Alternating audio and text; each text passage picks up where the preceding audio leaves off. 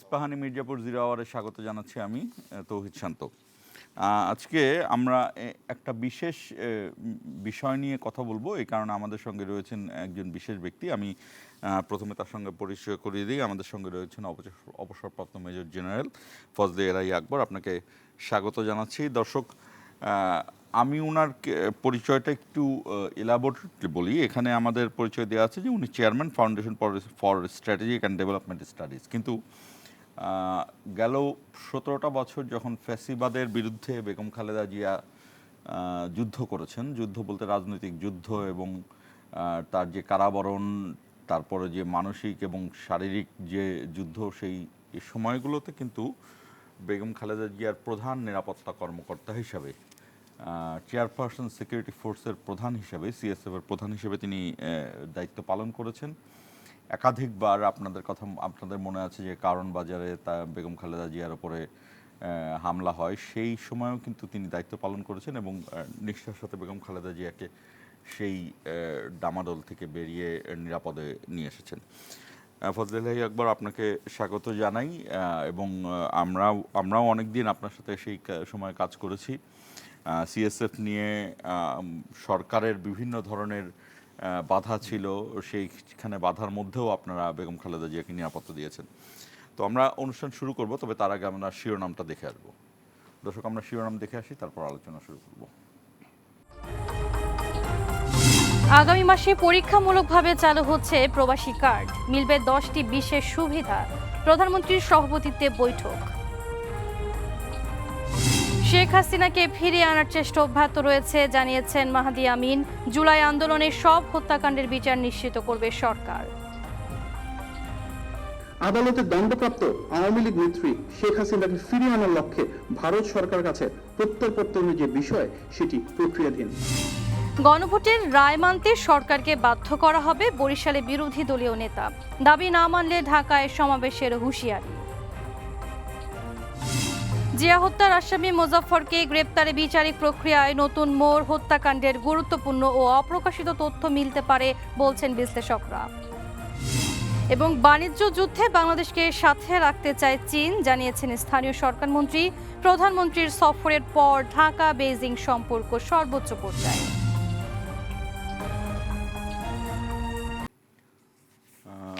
দর্শক, শুনছিলেন শিরোনাম। আমাদের আজকের বিষয় এখন আমি বলি, সেটি হলো জিয়া হত্যাকাণ্ড ওর পূর্বাপর। এই কারণে যে শহীদ রাষ্ট্রপতি জিয়াউর রহমান হত্যার ঘটনাটি খুব বেশি যে সাধারণ মানুষ বা তাকে যে ভালোবাসত দেশবাসী তারা জানেন তা কিন্তু নয়। তবে তার জানা যায় যে পরিমাণ উপস্থিতি আমরা দেখেছিলাম, সেই অনুযায়ী কি জিয়াউর রহমানের প্রতি সাধারণ মানুষের কাছে তার যে হত্যাকাণ্ড কারা করলো, কেন করলো, কিভাবে করলো, কেনই বা তার উপরে এত ক্ষোভ, এই বিষয়গুলো কি জানানো হয়েছিল কিনা। আমি এখানে দ্ব্যর্থহীন ভাষায় বলি, জাতীয় পার্টি বা আওয়ামী লীগ আমলের যারা ছিলেন তারা জানাবেন না, এটাই স্বাভাবিক ছিল। কিন্তু বিএনপিও কি সেই জায়গাতে দায় এড়াতে পারেন কিনা? জিয়াউর রহমান যখন রাষ্ট্রপতি ছিলেন, তিনি তখন শুধুমাত্র বিএনপির নেতা নন, তিনি কিন্তু সাধারণ জনগণের নেতা এবং বাংলাদেশের রাষ্ট্রপতি ছিলেন। সেই হিসাবে বাংলাদেশের যে কোনো সাধারণ জনগণ যদি জানতে চায় যে জিয়াউর রহমানের হত্যাকাণ্ডের বিষয়টি কেন ছিল, কেন এত দ্রুত, যেই রাষ্ট্রপতি দেশকে এতটা এগিয়ে নিয়ে যাচ্ছিল, ব্যবসা থেকে শুরু করে সব দিকে কূটনৈতিক সাফল্য পাচ্ছিলেন, সার্কের মতো একটা সংগঠন তৈরি করেছিলেন, এত অল্প সময়ে কেন তার উপরে এত বড় হামলা হলো এবং এর পেছনে কারা ছিল, সেই জায়গাটা যদি কোনো সময় জনগণ জানতে চায়, সেই জায়গাটিতে কি বিএনপিও দায় এড়াতে পারে কিনা।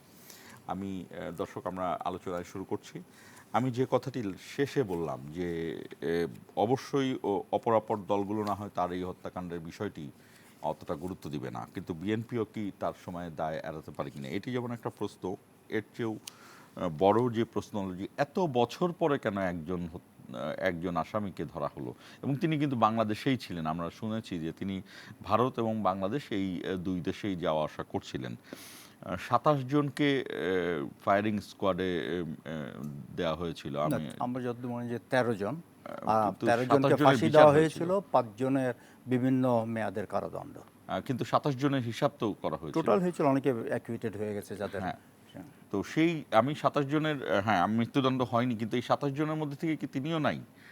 তিনি ছিলেন সেই 27 জনের মধ্যে? লিস্টের মধ্যে ছিলেন। আমাদের নিয়ত কোর্ট মার্শালের নিয়ম কিন্তু আপনাকে he has to B physically present. কেউ যদি ফিজিক্যালি প্রেজেন্ট না থাকে তাহলে কিন্তু কোর্ট মার্শাল তাকে করা যায় না। এখন আমি ধরেন আর্মিতে চাকরি করছি, আজকে হঠাৎ করে আমি পালিয়ে গেলাম, তাহলে আমার কি হবে? আমার নামে তাকে অ্যাপ্রিহেনশন রোল জারি করা হয়, যেটা বাংলাদেশের সব পুলিশ স্টেশনে, সব হোম মিনিস্ট্রি, সব জায়গায় জানিয়ে দেওয়া হয়। এবং আমাকে যেদিন ধরা হবে সেদিনকে কিন্তু আমাকে আবার সার্ভিসে নিয়ে নেওয়া হবে। এই মুজাফফরের কেসটা, সে পলাতক ছিল এতদিন, এত বছর, এখন সে যেই ধরা পড়লো, he is now back on the roll, pay roll on the strength of the defence forces. এখন তাকে এনে তাকে যেহেতু এখন হাজির হয়েছে, তাকে এখন কোর্ট মার্শালের ওই প্রসিডিং মোতাবেক, যদি ওনার চার্জশিট নাম থেকে থাকে, যেটা আমি মনে করি ওনার নাম অবশ্যই ছিল, এখন তার বিচার করা হবে সেই হিসাবে। কিন্তু আমার এটা সাধারণ মানুষের জায়গা থেকে প্রশ্ন, যে এত বছর কিভাবে তিনি থাকলেন? হ্যাঁ, না, বাংলাদেশ সেনাবাহিনী, সকল পুলিশ, আপনি নিজেই বললেন যে সব পুলিশ স্টেশনে জানানো হয়েছে, হোম মিনিস্ট্রিতে জানানো হয়েছে, আর তিনি তো তার পদ কি কর্নেল ছিল? No, he was a major. Major ছিল। মেজরও কিন্তু একটা ডেকোরেটিভ পোস্ট সেই সময়, ফিল্ড অফিসার, একজন ডেকোরেটিভ আর্মি অফিসার। তো তিনি হুট করে হারিয়ে যেতে পারেন কিনা? অ্যাকচুয়ালি সে কিন্তু একটা জেআরবি অফিসার ছিল, এবং জেআরবি অফিসার মধ্যে কিছু যারা অফিসার ছিল, he was one of the smart officers, এবং সে একসময় জেনারেল শওকতের এডিসিও ছিলেন কিন্তু। তো আপনি জানেন যে 1975-এর যখন হয়, ঘটনাটা ঘটে, বঙ্গবন্ধু যখন, শেখ মুজিব যখন ওনার অ্যাসোসিয়েশন হয়, তখন কিন্তু বাংলাদেশের মাত্র 5টা ব্রিগেড ছিল: চিটাগং, কুমিল্লা, ঢাকা, যশোর অ্যান্ড রংপুর। এই 5টা ব্রিগেড থেকে কিন্তু জেনারেল জিয়া 7ই বিপ্লবের পরে উনি যখন চিফ মার্শাল অ্যাডমিশনার, এই 5টা ব্রিগেড থেকে উনি 5টা ডিভিশন করলেন। এবং তখনই কিন্তু অফিসার শর্টেজের কথা চিন্তা করে জেআরবিতে যারা সৈনিক এবং অফিসার ছিল সবাইকে আত্মীয়করণ, তাদেরকে অল দেওয়ার ইন্ডাক্টেড ইন্টু দি আর্মি। এবং সেইভাবেই কিন্তু Muzaffar is also one of the officer যাকে আর্মিতে নেওয়া হয়। তো সে চিটংয়ের স্টাফ অফিসার ছিল ডিভিশন হেডকোয়ার্টারে। আমার জানা মতে তখন যেই দিন ঘটনাটা ঘটে, মুজাফফরের রোলটা অনেকে বলে he was the first to গুলি করেছে। আমাদের জানা মতে কিন্তু he was not the first, but he was the first to identify general Zia কোন রুমে থাকেন। এবং সেই হিসাবে জেনারেল জিয়ার রুম থেকে ওনাকে যখন বের করে আনেন, তখন লেফটেন্যান্ট কর্নেল মতি, যে G1 CI ছিল চিরং ডিভিশনে, উনি আগ বেরিয়ে এসে সরো, এবং ওনার পুরো মেশিন গানের যতগুলো গুলি ছিল সবগুলো জেনারেল জিয়াকে এক ট্রিগারে টিপে ওনাকে ওখানেই নিহত করলেন। এই ঘটনাটা কিন্তু অনেকটা আকস্মিকভাবে ঘটেছে, এবং আমরা যতদূর পরে জানতে পেরেছি অরিজিনাল উদ্দেশ্য ছিল না কিন্তু ওনাকে মেরে ফেলা। অরিজিনাল প্ল্যানটা ছিল ওনাকে ধরে নিয়ে চিরং ক্যান্টনমেন্টে যাবে, ওখানে জেনারেল মঞ্জুরের কিছু দাবি দাওয়া ছিল।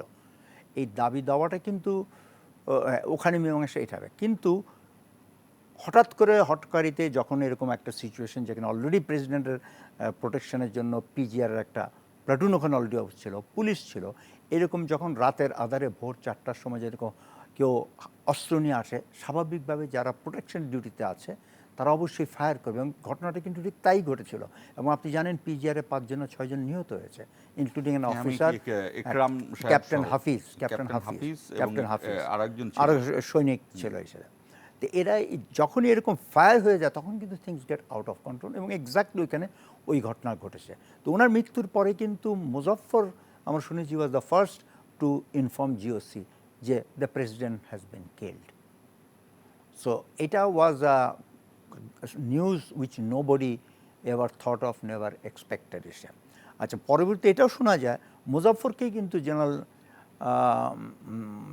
জিওসি 24 ডিভিশন দায়িত্ব দিলেন ওনাকে দাফনের ব্যবস্থা, এবং আমরা জানি যে রাঙ্গুনিয়া থেকে ওনার দাফন দেওয়া হয়েছিল। পরবর্তীতে ওনার বডি রি-এক্সকাভেট করে এনে ঢাকায় যেছেন, যেখানে ম্যাসিভ একটা, আমরা সবাই আমরা ওইটাতে অংশগ্রহণ কিন্তু আমরা বেশ কয়েকটি সূত্র থেকে এটি জানতে পেরেছি যে এই মুজাফফর এবং এই যে জেনারেল মঞ্জুরের সঙ্গে তার একটা কথোপকথন। হ্যাঁ, জেনারেল মঞ্জুরের সাথে আমরা জানি যে যারা পাকিস্তান ফেরত অফিসার ছিল তাদেরকে জেনারেল মঞ্জুর বলেছিলেন যে তাদেরকে আত্মীকরণ না করাই ভালো, যেখানে জিয়াউর রহমান বৃহত্তর স্বার্থে তাদেরকে নিয়েছিলেন। এর বাইরে কি জেনারেল মঞ্জুরের সাথে খুব বেশি কোনো দ্বন্দ্ব ছিল জিয়াউর রহমানের? আমরা যেটা জানি যে মঞ্জুরের সাথে, জেনারেল মঞ্জুরের সাথে কোনো দ্বন্দ্বের থেকে হয়নি, এর পেছনে আরো গভীর ষড়যন্ত্র আছে। যেটা একটা জিনিস তো আমরা জানি যে জেনারেল মঞ্জুর এবং যখন এর জেনারেল এরশাদকে সেনাপ্রধান বানানো হলো তখন কিন্তু জেনারেল মঞ্জুর এটা কিন্তু সহজে মেনে নেয়নি। হ্যাঁ, এটা এবং আমরা এটাও জানি আর্মি চিফ হিসাবে জেনারেল এরশাদ যখন চিটাগংয়ে যেতেন, নিয়ম আমাদের হচ্ছে লোকাল জিওসি তাকে রিসিভ করবে এয়ারপোর্টে, কিন্তু জেনারেল মঞ্জুর নাকি রিসিভ করতেন ডিভিশন হেডকোয়ার্টারে, নট অ্যাট দি এয়ারপোর্ট। এবং এটাও আমরা জানি, আমি কিন্তু জেনারেল জিয়ার APS ছিলাম ওই সময়। উনি প্রত্যেক দিন সাধারণত সকাল 8টায় বেরোতেন, আস্তে আস্তে 1-2টা হয়ে যায়। এই ঘটনার ওনার মারা যাওয়ার খুব বেশি আমি এক্স্যাক্টলি ডেটটা 10 দিন না 12 দিন এরকম হবে আগে, সকালবেলায় উনি অফিস থেকে বের হওয়ার আগে জেনারেল জিয়ার ওই 32 নম্বরের ক্যান্টনমেন্টের বাসায় তখন DGFI চিফ মোহাম্মদ জান Chowdhury, general Ershad and general Mansur উপস্থিত ছিলেন। তো জেনারেল জিয়া নাস্তা করে বের হয়ে গাড়িতে ওঠার আগে হি এন্টার দ্য ড্রয়িং রুম, এবং ওখানে আমরা পাশের একটা কাচের রুমে ওই পাশে ছিলাম, we could overhear some of the loud shoutings. এবং সেই শাউটিংয়ের মধ্যে একটা কথা এখনো ক্লিয়ারলি ভাসে, উনি বলেছিলেন, wait for your turn and tell your wife not to be ambitious. এই কথাটা জেনারেল জিয়া জেনারেল মঞ্জুরকে বলেছিলেন। যে এইটুকুনি আমরা জানি, এর বেশি তো জানি। তারপর উনি তো চলে গেলেন। যখন যেদিন উনি ছিলেন জেনারেল মঞ্জুর, মোহাম্মদ চাঁদ চৌধুরী এবং জেনারেল এরশাদ, এই তিনজনই ছিলেন। এরশাদ সেই জায়গাটাকে কি সেই জায়গাটাকে ক্যাশ করলো কিনা অনেকেই বলেন। এটা মানে আমি তো কোনো প্রমাণ নেই, কিন্তু অনেক প্রমাণ নাই, অনেক প্রমাণ নাই। যেমন সেখানে ব্যক্তিগতভাবে ছিলেন, সেই জায়গায় অনেক ক্লোজলি ছিলেন। ওই ঘটনাটা আমি যতখানি শুনেছি, আমি তো এর বিয়ন্ড আই ক্যানট, কিন্তু বাইরে কিন্তু এটা অনেক আছে যে yes did he take advantage of that situation. এটা আমি এই মুহূর্তে ইয়েস নো আমার বলাটা ঠিক হবে না, কারণ যেখানে আমি নিজে কোনো চাক্ষুষ দেখিনি কিংবা এমন কোনো এভিডেন্স পাইনি, এটা আমার পক্ষে বলা ঠিক নয়। তবে ঘটনাটা যে আমার মনে হয় না জেনারেল মঞ্জুর এরকম চেয়েছিলেন, আকস্মিকভাবে হয়ে গেছে। যখন things went out of hand তখন কিন্তু ওনার আর কিছু করার ছিল না। এবং দেখেন এখানে কিন্তু এই যে মতিন, লেফটেন্যান্ট মতিন যিনি মারা গেছেন, ওনাকে কিন্তু পরে সৈনিকরাই কিন্তু ধরে ওনাকে মেরে ফেলেছেন উনি পালাতে যেয়ে। আর মুজাফফর এবং খালেদ এরাও কিন্তু পালিয়ে যে ইন্ডিয়াতে ছিল। পরে খালেদ মনে থাইল্যান্ডে সেটেল করেছিল, ব্যাংককে, কিন্তু মুজাফফর কিন্তু ইন্ডিয়াতেই মোস্টলি ছিল। আমরা জানি, এখন খবর পাচ্ছি যে একটা পাসপোর্ট, ইন্ডিয়ান পাসপোর্ট। এবং পরবর্তীতে সে কখন বাংলাদেশ এসেছে, ফ্যাসিস্ট রেজিমের 16 বছর উনি এসছে কিনা মনে হচ্ছে উনি আসছেন এসে।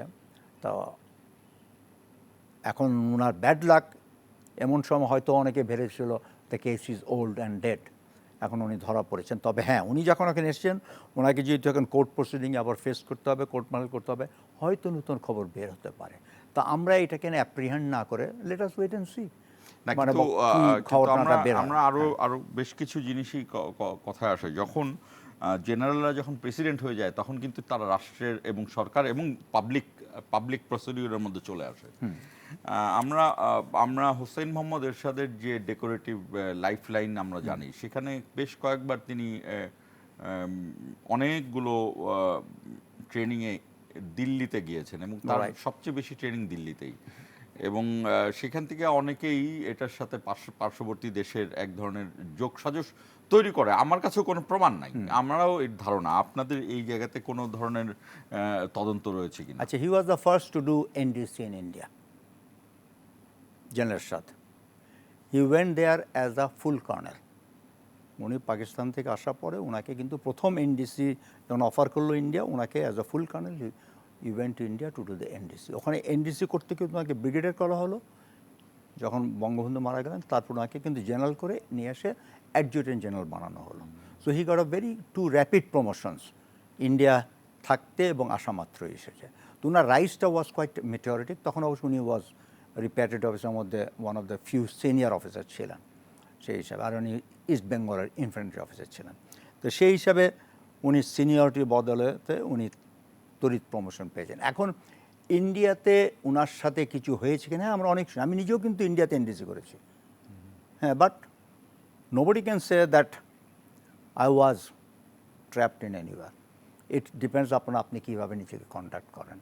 রাদার আমি যখন ইন্ডিয়াতে যখন কোর্স করি, আমি কতগুলো জিনিস আমাকে কিন্তু খুব সারপ্রাইজ করতো, যে ইন্ডিয়ান মিডিয়া এবং ইন্ডিয়ান অফিসারদের আন্ডারস্ট্যান্ডিং অ্যাবাউট বাংলাদেশ খুবই পুয়ার ছিল, খুবই বাস্তব থেকে কিন্তু অনেক দূরে। আমি আপনাকে একটা ঘটনা বলবো। তো ওখানে ইন্ডিয়ান এনডিসিতে একটা কোর্সের একটা প্যাকেজ হয়, যেটা ইন্ডিয়া অ্যান্ড ইটস ইমিডিয়েট নেবার, ও পার্শ্ববর্তী দেশ নিয়ে সিকিউরিটি কনসার্নগুলো নিয়ে। তা আমি বিং এ বাংলাদেশ অফিসার, ওখানে বাংলাদেশ ইন্ডিয়া রিলেশন নিয়ে ওটা একটা তারা আমাকে ওটাতে চেয়ারম্যান বানালো। আমি আরও আমার সাথে আরও 15-16 জন ইন্ডিয়ান অফিসার নিয়ে আমরা at the end of the term আমরা প্রেজেন্ট করি বাংলাদেশ ইন্ডিয়ার হোয়াট আর দি কনসার্নস এবং হোয়াট আর দি অপরচুনিটিস এবং হাউ দ্য রিলেশন, কীভাবে এগুলো ট্যাকেল করা যায়। তা আমি অ্যাজ চেয়ারম্যান যখন ওই আমার পেপার প্রেজেন্ট করার পরে Indian officer, then we open the floor, all the students তাদের they have the right to ask question. তো আমাকেও প্রশ্ন করলো অনেক কোশ্চেন। তো ওখানে একটা অফিসার দাঁড়িয়ে, বাঙালি অফিসার, সে দাঁড়িয়ে বলল যে the relation between Bangladesh India is so peculiar. সে বলল, আই অ্যাজ এ ক্যাপ্টেন, আমি বাংলাদেশে লিবারেশন হওয়ার সময় বাংলাদেশে ঢুকেছি, এবং তখনকার যে রিলেশন আর এখনকার রিলেশনের মধ্যে এত পার্থক্য।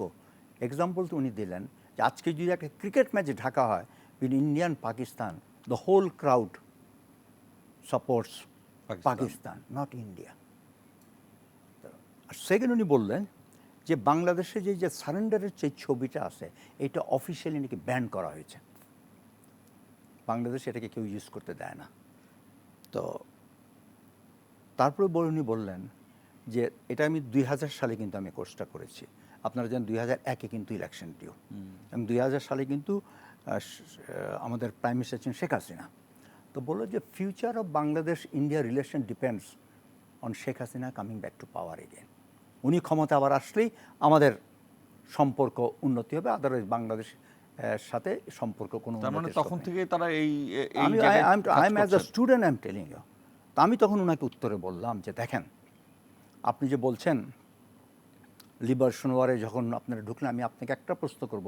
আপনি চিন্তা করেন তো, যখন 71-এর 16ই ডিসেম্বরে পরে আপনি যখন বাংলাদেশে ঢুকলেন, জনগণ আপনাকে কীভাবে আপনাকে সম্বর্ধনা দিয়েছিল, কি ওয়ার্ম রিসেপশন আপনাকে দিয়েছে, ওটা সত্যি কথা থেকে আপনার মনে আছে তো? আর আপনি এখন যে বলতেছেন ক্রিকেট খেলা হলে যে বাংলাদেশে সব লোক পাকিস্তান সাপোর্ট করে, যাদেরকে আমরা বলি 3 মিলিয়ন মেরেছে, 2 লাখ লোককে রেপ করেছে, এইটাও ফ্যাক্ট। আমার আপনার কাছে প্রশ্ন হচ্ছে, এই দুইটার মধ্যে 71-এর সেই ঘটনা, আজকে 2000 সাল আপনি যেটা বললেন, এই বাঙালিদের এই মনের এই এত পরিবর্তন কেন হলো? আপনি কি নিজে কোনোদিন প্রশ্ন করেছেন? আই আস্ক দ্যাট ব্রিগেডিয়ার, প্রশ্ন করেছেন নাকি? আমি আপনাকে কতগুলো উদাহরণ দেব কেন এই শিফটটা হলো। নাম্বার 1 বলেন যে আমরা যে 74-এ বর্ডার এগ্রিমেন্ট করলাম, আমরা তো 3 মাসের মতো র্যাটিফাই করে আমরা হ্যান্ড ওভার করেছি। আপনারা এখন পর্যন্ত কই আপনার তো হ্যান্ড ওভার করেনি। কি একটা ঠুঙ্কো অজুহাত যে there is a litigation case in the court. একটা স্টেট টু স্টেট এগ্রিমেন্ট যখন হয়, তখন a country can always overrule এটা করে। সেই কেসটা আপনার তো ঝুলিয়ে রেখেছেন এবং হ্যান্ড ওভার করেন নাই। দ্বিতীয়ত, লিবারেশনের পরে পরে বাংলাদেশের পাকিস্তান যা ফেলে গেছে আপনার সব তো লুটে পুটে নিয়ে আসছেন, এমনকি অফিসের কার্পেট, ফুলের টপ, নেম প্লেট, ব্রাশ সব খুলে নিয়ে আসছেন। এটা তো বাস্তব, এটা আমার কথা না। আপনাদের জে.এন. ডিক্সিটের বইটা পড়েন, লিবারেশন ওয়ার অ্যান্ড বিয়ন্ড, ওখানেই উনি লিখেছেন। অ্যান্ড নট অনলি দ্যাট, উনি এইটার উপর বেস করে কিন্তু একটা চিঠি লিখেছিলেন ইন্দিরা গান্ধীকে, যে এই যে বাংলাদেশ থেকে এগুলো যে নিয়ে যাওয়া হচ্ছে, public sentiment is strongly going against India. তখন কিন্তু ইন্দিরা গান্ধী এটা নিয়ে ওনার সিকিউরিটি কাউন্সিলে আলোচনা করেছিলেন, কিন্তু তারপরেও ডিসিশন হচ্ছে নো, এগুলো নিয়ে আসতে হবে। যে আপনারা নিলেন কেন? আজকে দেখেন, আমি 2000 কথা বলছি, উই হ্যাভ 7 ডিভিশনস। আপনারা এগুলো নিয়ে আসছেন মনে করি বাংলাদেশ আর্মি হবে না? We have 7 divisions, we have almost 250 tanks, কিন্তু আপনারা সব নিয়ে আসছেন। তারপরে তো আমরা সেনা, আপনারা চেয়েছেন আমরা উই ডোন্ট হ্যাভ আর্মি। এটা হচ্ছে বাস্তবের ফ্যাক্ট। তেইশে তা আপনারা এই যে বাংলাদেশের সাথে যেসব আপনারা কৃতকর্ম করেছেন, আপনারাই তো নিজের বাংলাদেশকে উস্কে দিয়েছেন। আমি একটা বিরতি নিচ্ছি, আবারও ফিরবো। তবে বিরতিতে যাবার আগে আমি আরেকটি প্রশ্ন রেখে যাই। হোসেন মোহাম্মদ এরশাদের বিষয়ে কর্নেল তাহেরের হত্যাকাণ্ড, যেটি পরবর্তীতে আওয়ামী লীগ আমলে এসে সেটাকে আবারও জীবিত করা হয় এবং একই সঙ্গে এই 7ই নভেম্বর নিয়ে যে ধোঁয়াশা তৈরি করা হয়েছিল গত 17 বছরে, এটি নিয়ে আসলে এই মুহূর্তে বিএনপির কি চিন্তা করা উচিত? জি দর্শক, আমাদের সঙ্গেই থাকুন, 1 মিনিট পরে ফিরছি।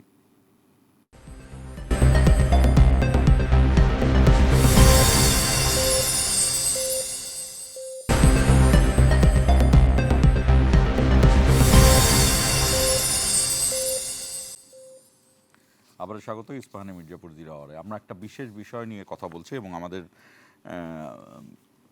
স্টুডিওতেও একজন বিশেষ ব্যক্তি উপস্থিত আছে এই কথাগুলো বলার জন্য। আমরা বলছিলাম যে এই শহীদ রাষ্ট্রপতি জিয়াউর রহমান মৃত্যুর পরে যে ঘটনাগুলো অপরাপর ঘটেছে এবং হোসাইন মোহাম্মদ এরশাদ তিনি তখন সিএমএল থেকে রাষ্ট্রপতি হয়েছেন এবং বিএনপির নির্বাচিত রাষ্ট্রপতি ছিল বিচারপতি আব্দুস সাত্তার, তাকিয়ে হটিয়েছেন তিনি। এবং আপনি জানেন যে 86 সালে জাতীয় পার্টি এই এরশাদের সঙ্গে শেখ হাসিনা ঠিকই নির্বাচন করেছেন, কিন্তু খালেদা জিয়া করেননি। এগুলো পলিটিক্স, অনেকেই বলেন যে পলিটিক্সের সাথে আর্মির কোনো যোগসাজশ নেই, কিন্তু আপনাকে উল্টো প্রশ্ন করতে পারি যে আলেকজান্ডার আসলে কি ছিলেন? হ্যাঁ, পৃথিবীতে যত বড় পরিবর্তন হয়েছে তার সাথে সেনাবাহিনীর সরাসরি যুক্ত ছিলেন এবং সেনা প্রধানরাই বা সেনারাই সেই পরিবর্তনে ছিলেন। সেই কারণে রাজনীতির সাথে সেনাবাহিনীর যুগপৎ এক ধরনের যোগাযোগ থাকে। কর্নেল তাহেরের হত্যাকাণ্ড নিয়ে এবং এই যে 7ই নভেম্বর নিয়ে এক ধরনের ন্যারেটিভ তৈরি করে এবং সেটাকে তৈরি করার জন্য বিচারালয়কেও ব্যবহার করা হয়েছে এবং গত 17 বছরে বিশেষ করে আওয়ামী লীগ এক ধরনের মেলাইন করেছেন শহীদ রাষ্ট্রপতি জিয়াউর রহমানকে এবং সেই মেলাইনের সর্বোচ্চ পর্যায়ে ছিল যে একজন সবচেয়ে গুরুত্বপূর্ণ সেক্টর কমান্ডারকে আমরা শুনেছি যে তিনি ছিলেন পাকিস্তানের গোয়েন্দা। এই জায়গাগুলোকে বিএনপি কিভাবে ডেসক্রাইব করে এখন? পলিটিক্যালি কী করে আমি ওটা বলবো না, ঘটনাটাকে আমি একটু ডিটেল যেতে চাই। আমি 7ই নভেম্বরে আই ওয়াজ এ ক্যাপ্টেন এবং তখন কিন্তু আমি মাত্র মাসখানিক আগে আমি গার্ড রেজিমেন্টের 8th of August আমি রেজিং অ্যাডজুটেন্ট হিসেবে কিন্তু যোগদান করি এবং আমি এবং আমার CO we are the only two join the guard regiment. তখন কিন্তু Sheikh Mujib is the president হিসেবে আছে। গণভবনে উনি রিসেপশনগুলো করতেন। গণভবনের পাশে যে সেক্রেটারি এখন বর্তমানে যে প্রতিরক্ষা মন্ত্রণালয়, ওটা ওনার প্রেসিডেন্টের অফিস ছিল। যখন 7ই নভেম্বর হয়, ওই ঠিক যে প্রেসিডেন্ট মারার পরে গার্ড রেজিমেন্ট হবে কি হবে না এটা নিয়ে একটা প্রশ্নবোধ চিহ্ন ছিল। আবার 220+ সৈনিক জয়েন করেছিল। তখন ডিসিশন ছিল আচ্ছা গার্ড রেজিমেন্ট হবে কিনা উইল থিঙ্ক লেটার। তো তখন স্টেবল ছিল। তখন কিছু আর্মস কালেকশনে কিছু বিভিন্ন অপারেশন, ব্ল্যাক প্যান্থার 1, 2, 3, 4, 5, 6, 7, 8 না 9 হয়েছিল। আমি ব্ল্যাক প্যান্থার 8-এ ফোর্স অ্যাডজুটেন্ট ছিলাম মানিকগঞ্জে, যখন 7ই নভেম্বরের রাত্রে যে ঘটনাটা ঘটে, সিপাহি বিপ্লব। আচ্ছা, তখন আমাদের ওখানে 2 ফিল্ড আর্টিলারির একটা ব্যাটারি ছিল, মেজর মহিউদ্দিন, যিনি পরবর্তীতে এই যে জিয়া কিলিংয়ে মারা গেছেন, উনিও কিন্তু একটা ব্যাটারি ছিল। সেই দিনই ওনাকে অর্ডার দেওয়া হলো এই ব্যাটারি আমাদেরকে ছেড়ে দিতে। উনি কিন্তু সেই দিনই রাত্রে মুভ করে ঢাকায় চলে আসলেন এবং ইট ওয়াজ মহিউদ্দিন, ক্যাপ্টেন মহিউদ্দিন আমার তখন মনে হচ্ছে না, মেজর মহিউদ্দিন, উনি কিন্তু জেনারেল জিয়াকে ওনার বাসার অন্তরীণ অবস্থায় ওনাকে বের করে নিয়ে আসেন। তো ওনাকে বের করে নিয়ে আসে উনি স্ট্রেটওয়ে ওনার যেখানে প্রেসিডেন্টের বাসা ছিল 32 নম্বর, তো ওখান থেকে বের হয়ে 2 ফিল্ড কিন্তু কাছেই অফিস ছিল, ওখানে ওই 2 ফিল্ডের ওখানে ওনাকে সিওর অফিসে নিয়ে গেলেন। তো ওখানে যখন সিওর অফিসে অন্যান্য জেনারেল উপস্থিত ছিলেন। আপনি 32 নম্বর বলছেন, এটা কি 32 নম্বর না 126 নম্বর? শহীদ মইনুল রোডে যেটা, হ্যাঁ ওটা অ্যাকচুয়ালি আই মেন্ট দ্যাট শহীদ মইনুল রোডে যেটা বাসাটা ছিল। আচ্ছা, তো ওখানে যখন ওনাকে নিয়ে আসা হলো তখন কিন্তু তাহেরও আসছিল ওখানে। আচ্ছা, এবং ইন দ্য মিন টাইম তো আপনারা জানেন বেশ কয়েক জায়গায় অফিসারকে কিলিং করেছে। সিপাহীদের একটা তাদেরকে স্লোগান দেওয়া শুরু করলো, সিপাহী জনতা ভাই ভাই, এবং তারা অফিসারদেরকে বেশ কয়েক জায়গায় বেশ কয়েকজনের তখন কিন্তু হত্যা করা হয়েছিল বাইরে। বাই দি বিপ্লবী সৈনিক। তখন একটা চেষ্টা ছিল, তাহের ছিল কিন্তু বিপ্লবী জাসদ মনোভাবের, এবং he wanted a classless army on a line of a communist প্যাটার্নের লাইনে। তো উনি কিন্তু তখন ওখানে আসার পরে যখন দেখলো জেনারেল জিয়াকে বের করে আনা হয়েছে, তখন দেখলো যে আমাদের এই বিপ্লবটা হাতছাড়া হয়ে যাচ্ছে। কারণ তাহের কিন্তু তখন জেনারেল জিয়াকে ইনসিস্ট করছিলেন যে let us go out of the cantonment, এবং উনি রেডিও ঢাকা বা রেডিও বাংলাদেশে ওখানে নিয়ে যাওয়ার জন্য চেষ্টা। তখন কিন্তু বাকি অফিসাররা সবাই প্রতিবাদ জানো, যার জন্য কিন্তু তখন যায়নি উনি। তখন একটা ধারণা ছিল অনেকের মধ্যে যে জেনারেল জি যদি বের হতেন মেরে ফেলা হয়তো হতো। তাকে ওনাকে মেরে ফেলা কিন্তু হতো। এই ধারণাটা তো এখন মোটামুটি সত্য হয়েছে যে হ্যাঁ, হ্যাঁ, সত্য কর্নেল হয়েছে, তাহের সত্য আসলে হয়েছে। তাকে Right, মারতে গিয়েছিলেন, মারতে কিন্তু গেছে। আমরা তো অনেক দিন পর্যন্ত জানলাম যে কর্নেল তাহের তাকে No, which was not true, হ্যাঁ। বাঁচিয়ে নিয়ে এসেছেন, বড় Right. বীর বানিয়েছেন। তো কর্নেল তাহের কিন্তু যে উনাকে যে হ্যাং করা হলো, in military parlance, military law, he revolted and he created rebellion against the state and the সে। তো ওখানে উনার মৃত্যুদণ্ডটা by military law is absolutely everybody will say is right. কিন্তু পরবর্তীতে তাহেরকে গ্লোরিফাই করার জন্য আওয়ামী লীগ সরকার এসে তার কেসটা রিভাইভ করেছিল। তখন জেনারেল জিয়াকে অপবাদ দিতে চেয়েছিল যে একজন মুক্তিযোদ্ধা, একজন বিপ্লবী, তাকে মারা হয়েছিল কারণ he is a spy of ISI, agent of the ISI. তো এগুলো পলিটিক্যাল রিটরিক দেন দে বাস্তব। তবে তাহেরকে যে তখন ফাঁসি দেওয়া হয়েছিল, আমরা আর্মি পুরা সবাই এবারই মনে একটা স্বস্তি যে একটা ন্যায় বিচার হয়েছে। তা আমি এখানে একটা কথা বলতে চাই দেশবাসীর কাছে, সবার কাছে, যারা আজকে আমার বক্তব্য শুনছেন। আচ্ছা দেখেন, বাংলাদেশে কিন্তু 3টা ভেরি ট্রমাটিক হিস্টোরিক্যাল রেফারেন্স আছে: killing of the president Sheikh Mujib, assassination of general Zia, and BDR carnage. প্রত্যেকটার কিন্তু অনেক এনকোয়ারি হয়েছে, অনেক বিচার হয়েছে, অনেক কিছু হয়েছে। কিন্তু তারপরেও দেখেন আজ প্রতিটা কেসে দেয়ার আর অনেক ওপেন এন্ডেড কোশ্চেন রয়ে গেছে, যেগুলোর কিন্তু উত্তর এখনও জনগণ পায়নি, এখনও পায় না। এই যে আজকে মুজাফফর ধরা পড়ছে অ্যান্ড জেনারেল জিয়ার কেস নিয়ে আবার নতুন করে শোরগোল হয়েছে, what is the actual reason এবং এটা ফলো আপটা কিছু আমরা কি সব বাস্তব জানি কি জানি না। এই যে open ended question, what it means, তার মানে আমরা একটা স্বাধীন সার্বভৌম দেশ হিসাবে আমরা কিন্তু এখনও যোগ্য না কোনো ইনকোয়ারি করা প্রপার, এখনও আমরা ওপেন এবং জাস্টিস ডিসপেন্ড করতে উই আর ফেলিওর। এবং এই যে এই প্রশ্নগুলো বারে বার উঠছে, এতে কি হচ্ছে, দেশ আমরা কিন্তু বিভাজন হচ্ছি। এবং স্যাডলি আপনারা দেখেন এত বছর পরেও আজকে আমাদের 55 ইয়ার্স অফ ইন্ডিপেন্ডেন্স হয়ে গেছে, আমরা এখন কিন্তু always looking back to our old problems, always back to the problems. আমরা আগাবো কীভাবে, কবে আমাদের এগুলো নিষ্পত্তি হবে? তা জাতি হিসাবে এইভাবে বিভাজন করে আমরা কিন্তু আগাতে পারবো না। We have to close this cases, এবং এই দেশটাকে যদি আগাতে হয়, এগুলো সবগুলো ঊর্ধ্বে এসে জাতিকে ঐক্যবদ্ধ হতে হবে। এবং এই ইস্যুগুলাই কিন্তু আমাদের মধ্যে বিভাজন সৃষ্টি করছে, এটা দেশের জন্য মঙ্গল নয়।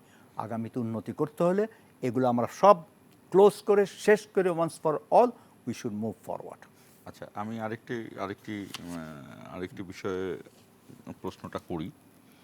সেটি হলো, এখন বর্তমান প্রেক্ষাপটে আপনি খালেদা জিয়ার নিরাপত্তার দায়িত্বে ছিলেন, সেই সময়ে যে ঝুঁকিগুলো ছিল সেই ঝুঁকিগুলো আপনি দেখেছেন।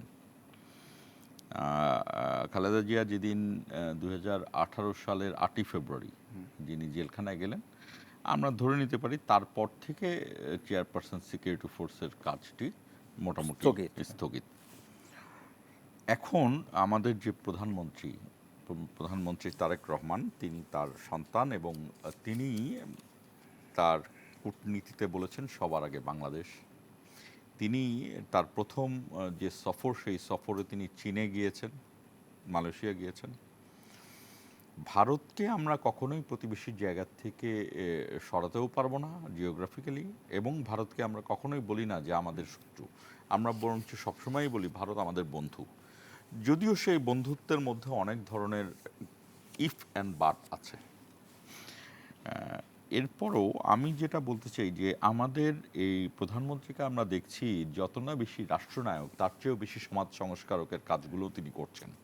এরকম প্রধানমন্ত্রী আমরা এর আগে আর দেখিনি। আমি যদি পজিটিভ বা নেগেটিভ কোনো আলোচনায় গেলাম না, তো সেইখানে একটা বড় বিষয় ছিল যে প্রধানমন্ত্রী তার নিরাপত্তা প্রোটোকলটি অনেকটাই সীমিত করেছেন ডিউ টু সাধারণ জনগণের স্পর্শ পাওয়ার জন্য।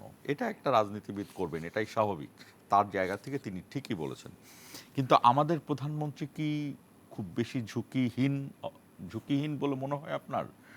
ঠিক এই সময় বিএনপির চেয়ারম্যান না দেখে তিনি তো এই যে 24-এর গণ অভ্যুত্থানের পরবর্তী যে নির্বাচিত সরকারের প্রধানমন্ত্রী, তার ঝুঁকি কি অল্প মনে হয়? আপনার কি মনে হয়? আমি মনে করি উনি কিন্তু সাংঘাতিক বড় ঝুঁকিতে আছে। বিশেষ করে উনি যেই পদক্ষেপ নিয়েছেন রিসেন্ট ভিজিটে, যখন আমরা সবাই আশা করেছিলাম এবং সব দিক থেকে বিভিন্ন জিওপলিটিক্যাল কম্পালশনে প্রেশার এবং একটা অলমোস্ট একটা ধরেই নিয়েছিলাম হয়তো উনি প্রথম যাবেন ভারতে। এবং আমরা দেখেছি বিগত সরকার আমলে এবং বেশ অনেক বছর ধরে বাংলাদেশে একটা অলমোস্ট একটা ইট বিকেম এ ট্রেডিশন যে head of the government first visit to India. তো উনি এটা বত্তায় ঘটিয়ে উনি প্রথম গেলেন মালয়েশিয়া, তারপরে চায়না। এবং চায়নায় ঘুরে আসার পরে যেসব প্রস্তাবনা আসছে, এইটা হ্যাজ আ ডাইরেক্ট রিফ্লেকশন আমাদের জিওপলিটিক্যাল ওরিয়েন্টেশনটা কোন দিকে যাবে। যদিও এখনও কমপ্লিট ক্লিয়ার না, চাইনিজ যেসব প্রপোজালগুলো দিয়েছে এগুলো কিন্তু an acid test for the country and for Bangladesh government. এইরকম একটা সিচুয়েশনে এবং আমরা দেখছি মধ্যপ্রাচ্যেও কিন্তু আমেরিকা, ইরান এবং ইসরায়েল ওয়ার যেভাবে অগ্রসর হচ্ছে, will have to wait and see what is the outcome. কিন্তু যেটা আমরা নিঃসন্দেহে বলতে পারি, ইরান একটা দেশ যেটা এত বছর ধরে স্যাংশনে ছিল, তারা কিন্তু ভালোই নাকানি চোবানি খাচ্ছে দুইটা নিউক্লিয়ার পাওয়ার কান্ট্রিকে, ইসরায়েল এবং আমেরিকাকে, এবং তারা উইদাউট বিং নিউক্লিয়ার। তো এখানে বুঝতে হবে যে একটা জিওপলিটিক্যাল শিফট আসছে। ইরান শুধু চ্যালেঞ্জ করছে না, তারা কিন্তু এখন dictating terms to the world's number 1 superpower. তা আগামীতে কী হবে ইউ ডোন্ট নো। তো এইরকম একটা জিওপলিটিক্যাল টেনশন টানা পড়ায় তারেক রহমান যখন চায়না থেকে ঘুরে আসলেন এবং উনি আগামীতে কখন ইন্ডিয়াতে যাবেন এখনও কোন হয়নি, তো স্বাভাবিকভাবে ওনার পার্সোনাল সিকিউরিটি আরও জোরদার করতে হবে। জেনারেল জিয়াও কিন্তু উনি সিকিউরিটি, ওনার সময় তো আর এত থ্রেট পারসেপশনটা অনেক কম ছিল। আজকে তো একটা ড্রোন দিয়ে তো আপনি মাথার মধ্যে ফ্লাই করে, তখনকার থ্রেট পারসেপশন একের মধ্যে বিরাট তফাৎ।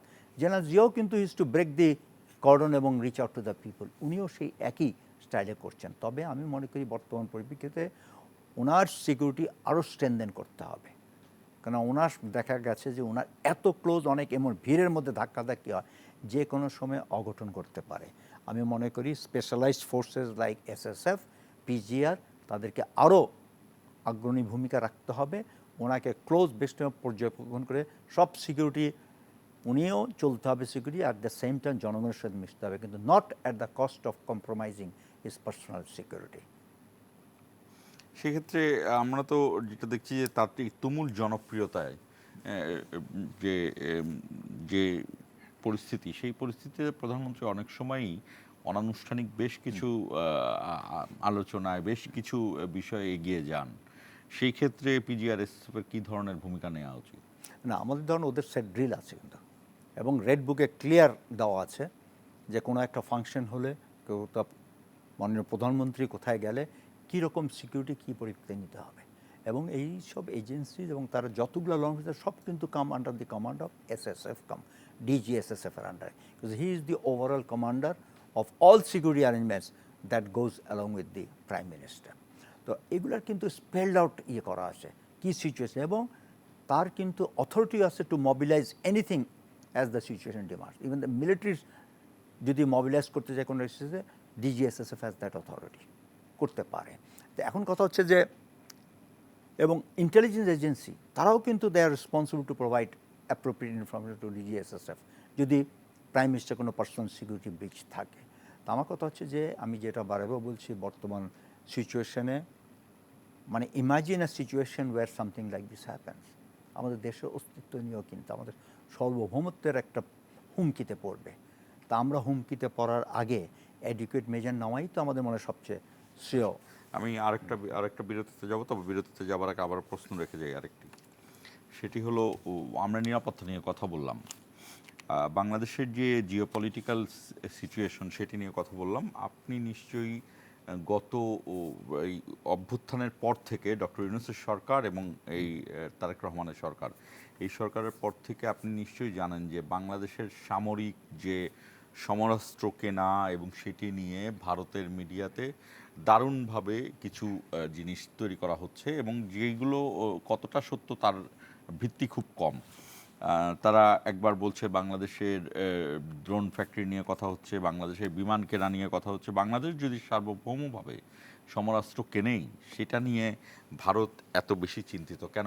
বিশেষ করে ভারতের মিডিয়া, আমি ভারতের রাষ্ট্রকে বলছি না, ভারতের সরকারকে বলছি না, বা ভারতের জনগণকেও বলছি না, ভারতের কিছু সুনির্দিষ্ট মিডিয়া এগুলো নিয়ে কথা বলছে। দর্শক আমাদের সঙ্গেই থাকুন, 1 মিনিট পরে ফিরছি।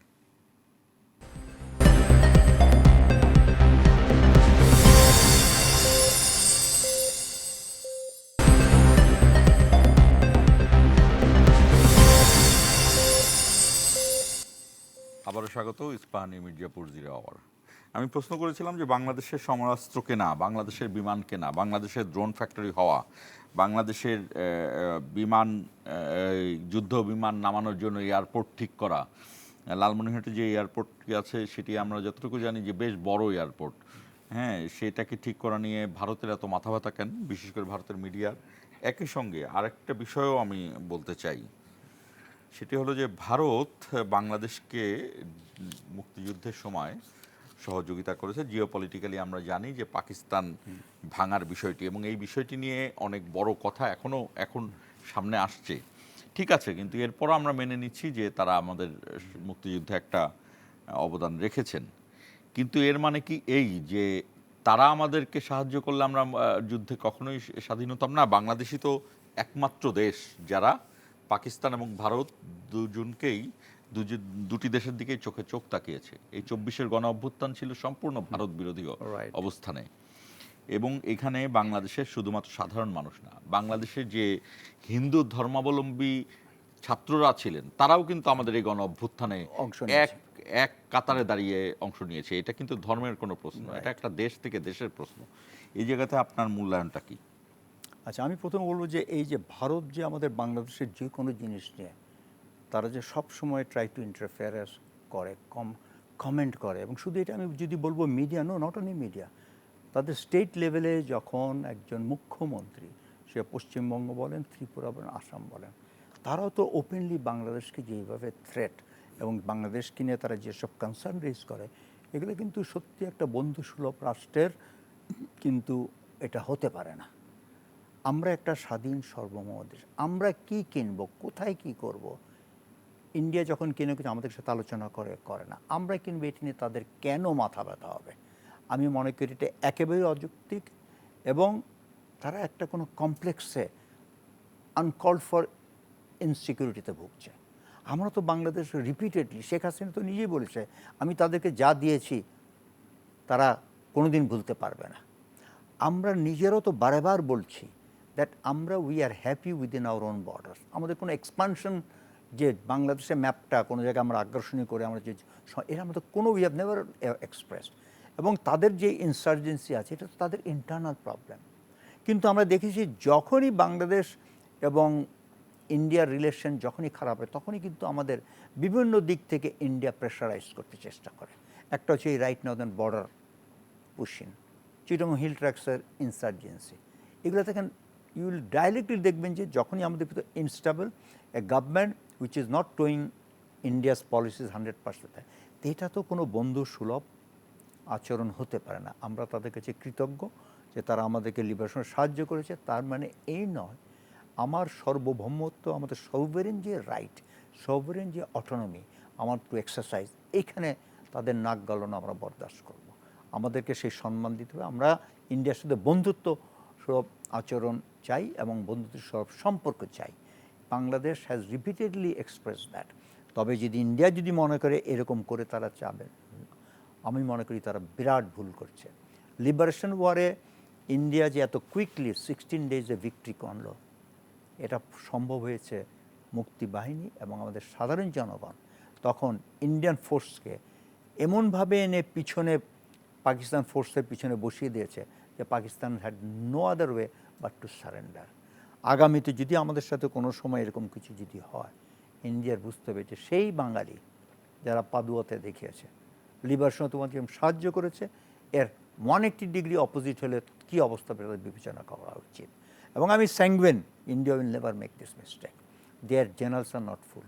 আমি তাদের সাথে কোর্স করেছি, I know their officers are very well educated and they are quite good in their profession. এইরকম একটা মিসক্যালকুলেশন যদি করে, that will be the last nail in the unity of Indian union বলে আমি মনে করি। এবং আমার মনে হয় the best we cooperate for mutual benefit. আমাদের এই অঞ্চলে অনেক গরিব লোক, আমাদের এই অঞ্চলের অনেক প্রসপারিটি আছে। দেখেন আপনার ওই 47-এর আগে this region was one of the richest. The Britishers have taken millions and billions out of us. If you work together, the people will again rise, people will again improve. Let us work in that direction.